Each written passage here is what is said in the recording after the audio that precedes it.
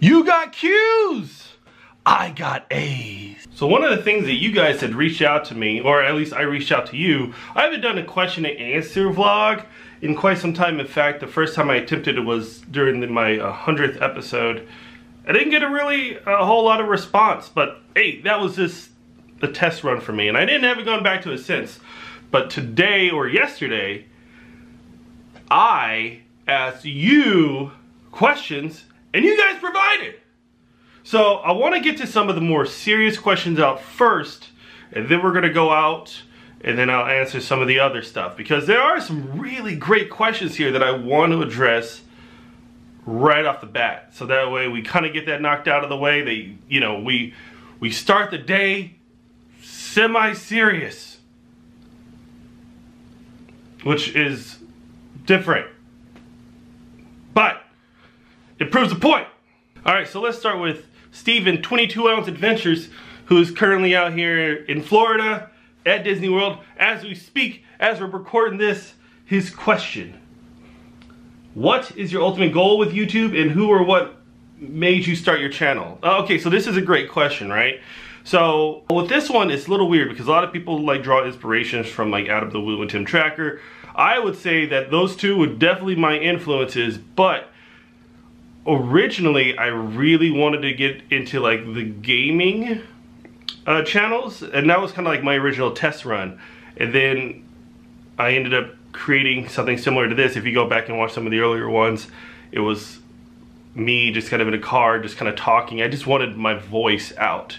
One of the main reasons why I started YouTube was my intense hatred of Facebook. There was moments where I would just bare my soul on Facebook, and then I would just get a like, and that really didn't sit well for me. It was not something that I liked. It wasn't something that I enjoyed. It was weird to just open up and then somebody just leaves a weird thumbs up. So I said, you know what, I'm just try to talk it out on camera. This will allow me to be able to talk about it out loud to other people. I'll be able to communicate better, and it's worked. Now, as far as inspirations go, the biggest two, I mean, again, Adam Woo, Tim Tracker, they're good. They're inspirations. Didn't ultimately get me to start the channel. The biggest one, actually, the biggest one that I would say probably kind of helped me start it all, it's a channel called Video Game Donkey. In fact, if you guys listen to a lot of Donkey, or if you guys watch Donkey, you could find a lot of the inspirations that I actually adopted into me.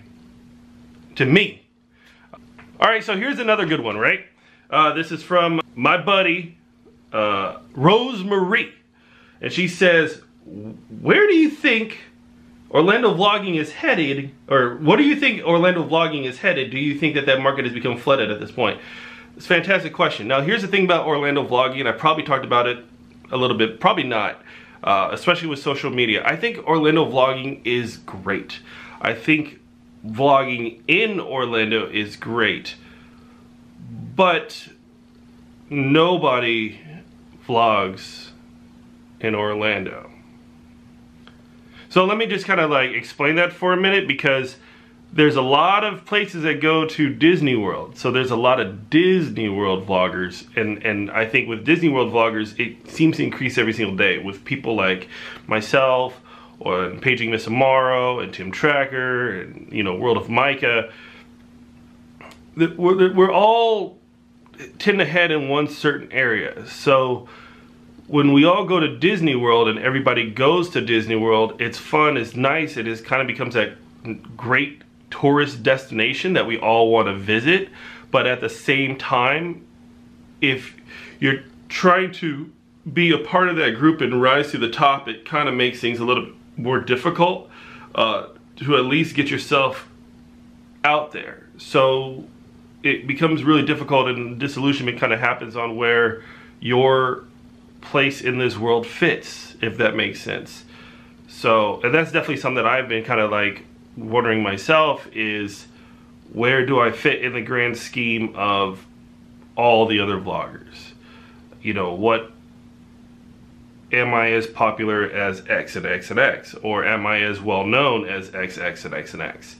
And because of that disillusionment, you find a lot of vloggers who try to attempt to break out of that bubble and they fail, or they attempt to, or they, let's say like they move and because they're not doing Disney, the channel dies because they can't vlog anything else other than Disney. It's a weird paradox. I want to see more Orlando stuff. I want to go out there and show everybody that there is life in Orlando. But if everyone's vlogging Disney, then you never ever really see what Orlando's about. So it's kind of hit or miss. It just feels like there is a ceiling and there's a bubble, and I feel like that bubble will burst eventually because there's too much of one. And I don't know, it's scary to think about, but at the same time, that's where I like to try to break out and do other things. Here's a good one. Donna, where were you born? Where'd you grow up? Easy question, but a little bit more on the personal side. I was born in Harbor City, California, which, if you guys are in Southern California, is a little bit right outside of Long Beach.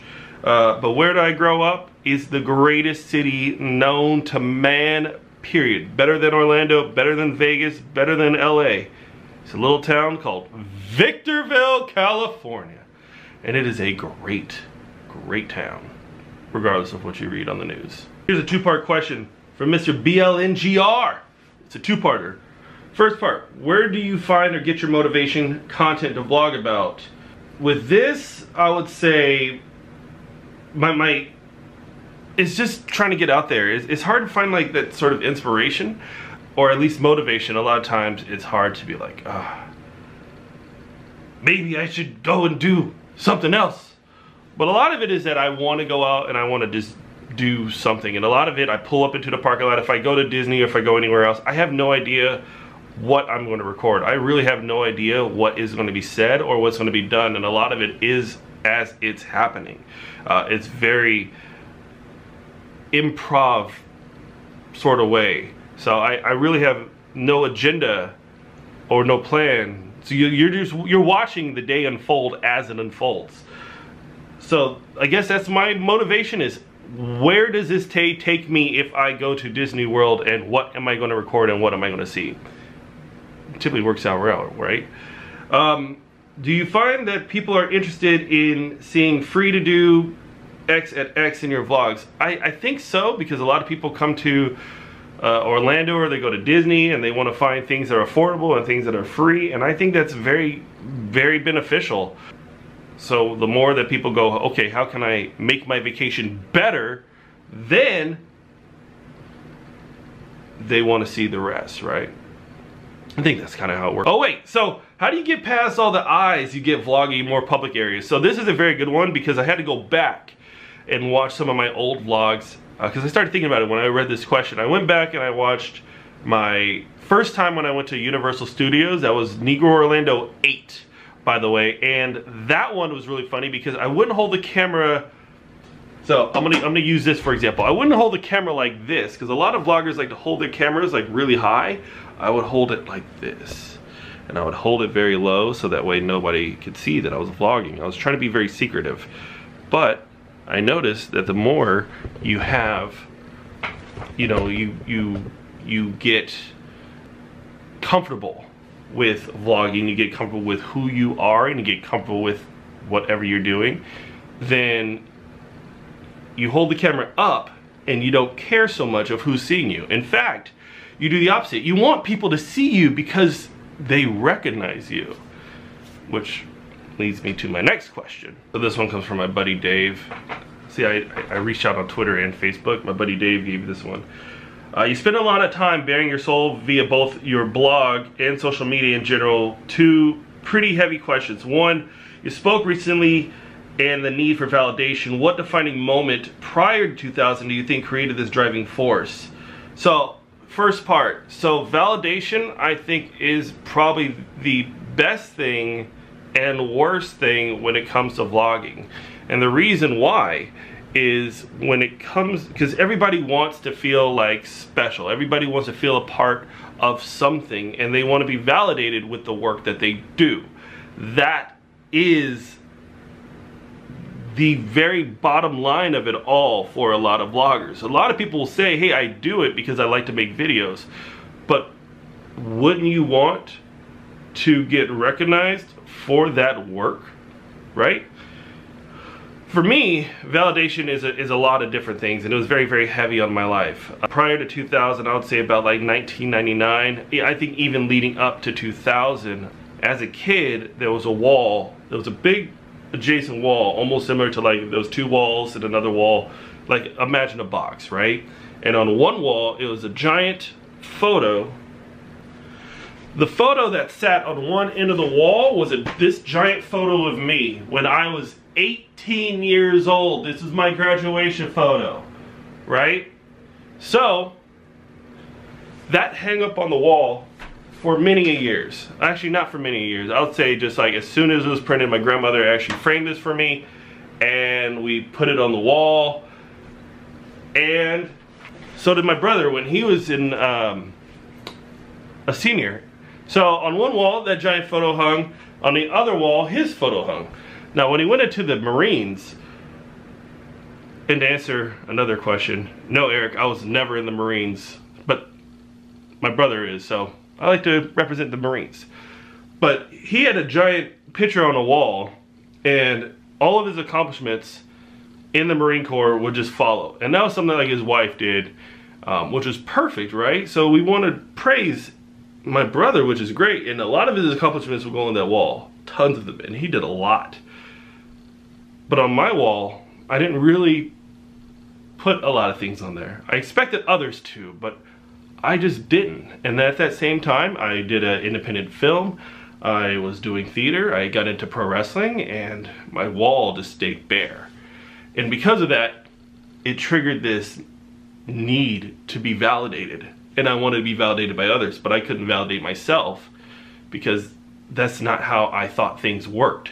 So I would never have put things on that wall. So by looking at my brother's wall and seeing his accomplishments, it always made me feel I was behind, and it made me feel constantly behind, that I wasn't doing as good of enough job as he was. And that caused a downward spiral, which currently, if you guys know, I'm going to therapy for it, and it has affected my life because validation comes from all different sources, and people want validation from all different things.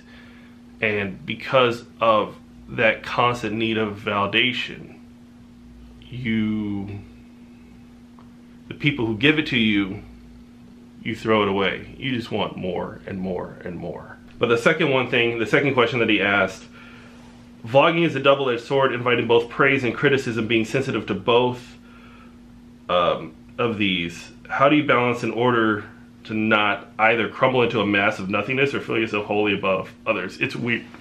And I feel like when it comes to vlogging, and you want praise and you want criticism, but at the same time, I think of it similar to, I see YouTube almost similar to Facebook, right? Or Twitter. You can put up anything you want, you can post anything you want, but not everybody's gonna agree with it. You're gonna get people that are gonna say, hey, that was really cool, or you're gonna say people that's like, I don't really like that. And that's why everybody goes, man, I wish there was a dislike button so I could just thumbs down it. And you get that conversation all the time. For me, it's kind of an either or. If there's praise, hey, I take it, that's awesome. If there's criticism, I also take that too, because I want to know what people think. And a lot of the criticism that I did receive, I'll say early on to the channel, has been one of the things that I use to help build me now. Like, if you go back and watch some of the earlier ones, like one of the big things that a lot of people complain about is like, I love to use vulgarity in the videos. And I thought that set me outside of the rest of the pack.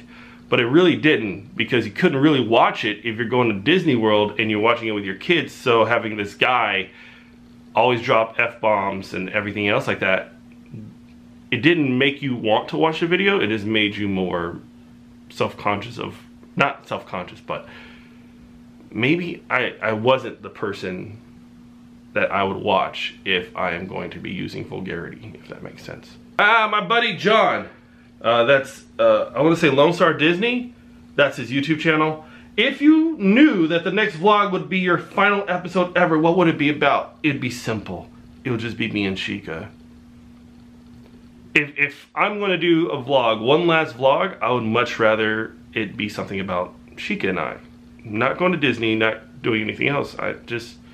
My life with Chica, which I think I don't do enough of, but there are times like when we're together that I want that time to myself, you know, but the times I have with Chica, that would be perfect if that was the very last thing I wanted to do. It's just me and her in a day. Veronica from Paging Miss Amaro. Who is your favorite possum?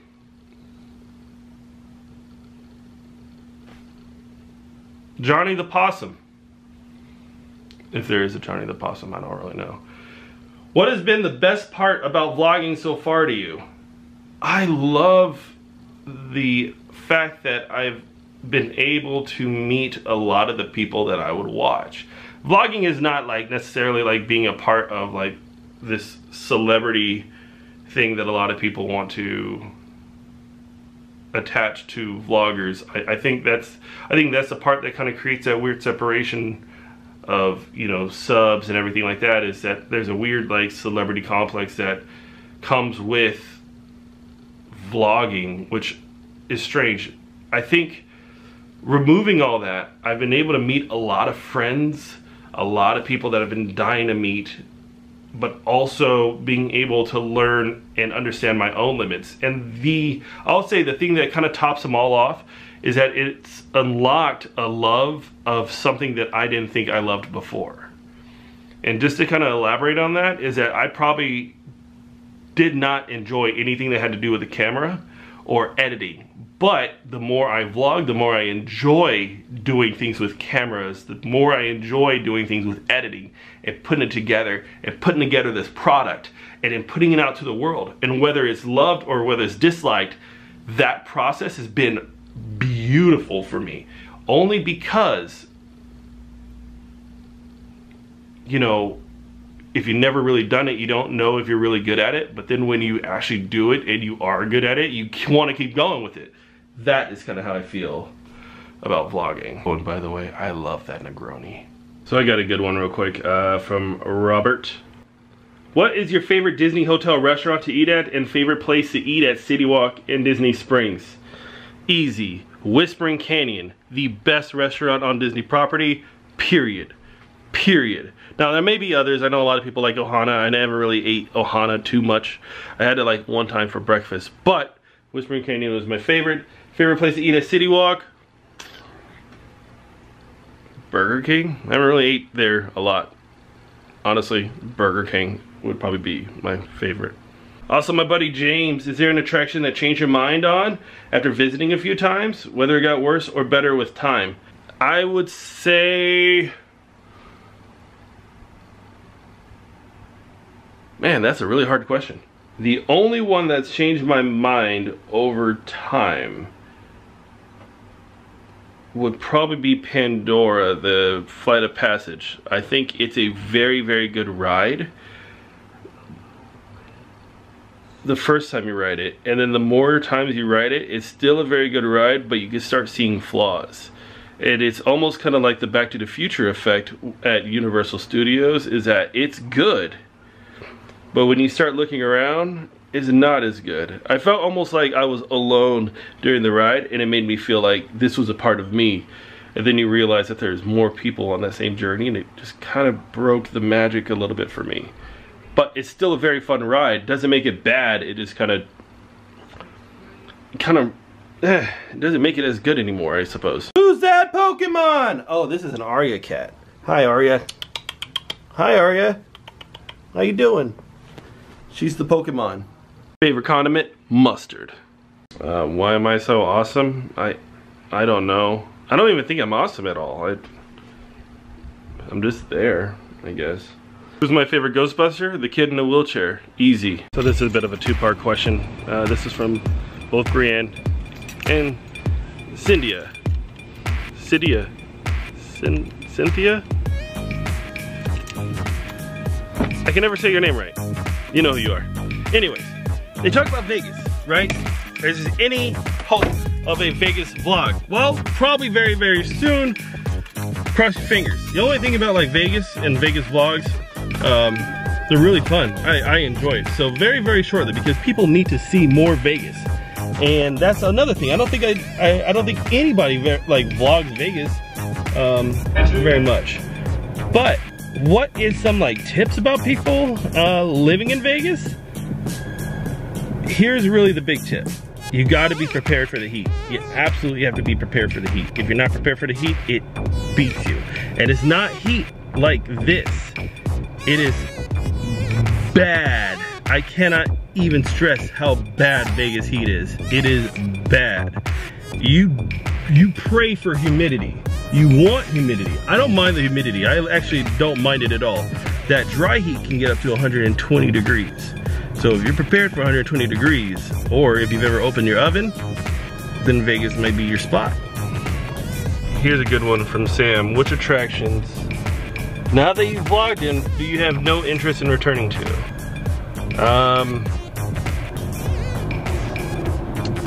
The Tupperware Museum. But I do want to go back to that only for artistic reasons. But I certainly don't want to go back to that. Not saying that that's a bad place to go. The only reason is it's a very small exhibit, which is free here in Orlando, which a lot of people don't go. But it's a very, very small, tiny exhibit. Personally, I want to go back to see what I can do with it. I can make something really good. And I think because I was really new at vlogging then, I didn't ask the right questions to see the very thing I wanted to see. So, it's a weird question. I kind of don't want to go back to the Tupperware Museum, but I kind of do. Or in the rain, I'm trying to get to my destination here, but I'm going to answer more questions. What's this one? Tom, what would you like to do on your channel that you have not done yet? Honestly, I would like to make documentaries. I kind of started with that with the Debunk series, which I absolutely adore. But if I did more of like in-depth documentaries, then that's kind of what I would love to do. And that's something that is not an area that a lot of people dip into. You know what I mean? I want to dip into like the documentaries and the weird and all that stuff. So that's coming. By the way, remember when I was talking about Vegas? You'll never see this type of weather in Vegas ever. And when they do, like the whole world goes crazy. This rain is a nightmare. And it just rained randomly. It was sunny. You guys just saw it, I just left. It was sunny outside. So let's find a really cool place where I can answer the rest of these questions. And I have the perfect place, one of my favorite food places in all of Orlando. It gets no credit at all. Talking about Freddy's Steak Burgers. Let's go inside, let's get some food and let's answer some more cues. Let's get some more while I'm waiting. Paul, when are you coming back to California for some LA and Sacramento vlogging? Pretty soon. Very soon. Bubba Ray Biscuit. What comic book did you first start to follow and collect? I was big into X-Men. I loved X-Men. I collected a lot of X-Men comics. In fact, from Gabe, you can find his channel at Gabe Infinity Watch. He got me into a lot of different comics, and he's a bigger comic book fan than I could ever be. So check out Gabe Infinity Watch. Also check out Comics Guide 101. Those are some like really great channels that I watch, and they're also my friends, but they show you a lot of great comics, including like Infinity Gauntlet was probably the biggest one. But what obscure series would you love that isn't well known? Crossed. Read Crossed. If I was an animal, what would you be and why? A bear. Because I guess I'm a bear, so Sheikah calls me. Maybe because it's my beard. Why is the Flash the best superhero? Actually, correction. Why is the Black Flash the best superhero? How to correct that? How much wood could a woodchuck chuck if a woodchuck could chuck wood? If we could chuck wood, would it chuck wood? Worst food you had in the midst of making an episode?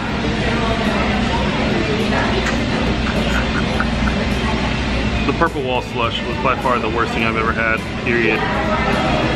Period. That's the worst food I've ever had. Nothing beats it. What's your top bucket list place to travel that you haven't been to yet? It's a great question. I would say probably anything in New York. That's definitely like a place I want to go to next.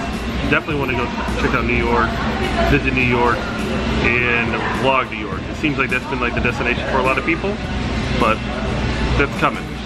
Best wrestler of all time, Bret Hart. Of all time, Bret Hart. Current wrestler, Okada.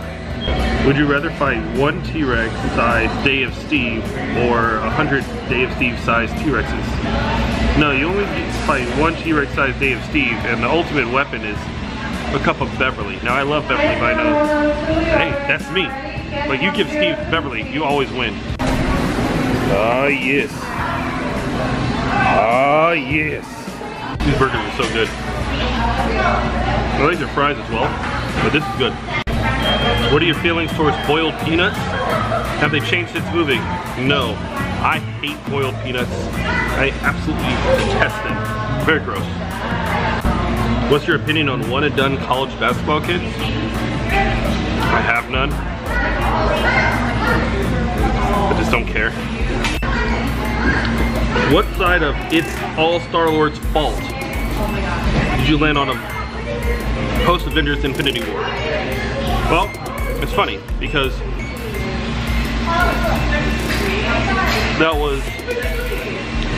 it's not Star-Lord's fault.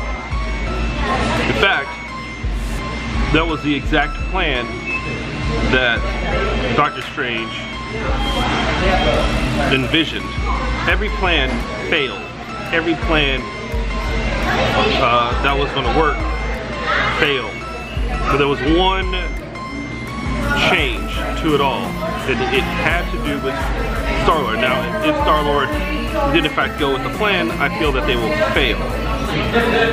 For Star-Lord to react the way he did was the only way that they could win, if that makes sense. We're looking at it kind of weird, but I think that was the only variable that Doctor Strange saw that would have resulted in a win. But that was the only way. And it works because in a battle you want the bad guy. It's kind of like wrestling, right? This is the heat spot. Now we're coming to the hope spot. It's coming. All right, I think I answered all the questions. I think I did. Everything that came to me via social media, Facebook, Twitter, all that sort of stuff. I think I got to them all. It was a lot of fun. Hopefully I answered a lot of your questions. I know it's very candid, very open, hopefully very honest and very true. So if you guys enjoyed it, definitely let me know. Smash that subscribe button, baby. But also don't forget to smash that like button.